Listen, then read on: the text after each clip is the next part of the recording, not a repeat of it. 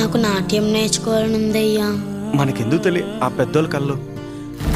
పెద్దోళ్ళకో కళలు పేదోళ్ళకో కళలు ఉంటాయా అయ్యా?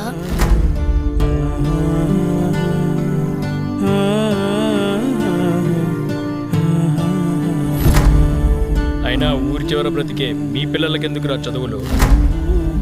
ఏదైనా నా కూతురు భవిష్యత్తు కోసం అయ్యా.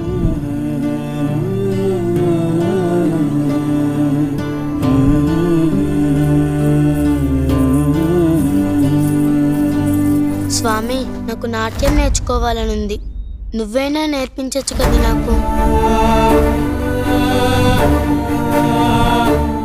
ఏంటి నందనమ్మా, ఎన్నిసార్లు చెప్పాలి నీకు నాట్యం జోలికి పోవద్దని? నేను చిన్నప్పటి నుంచి ఏం అడిగినా ఇచ్చా. ఈ నాట్యాన్ని నాకు దూరం చెయ్యకయ్యా.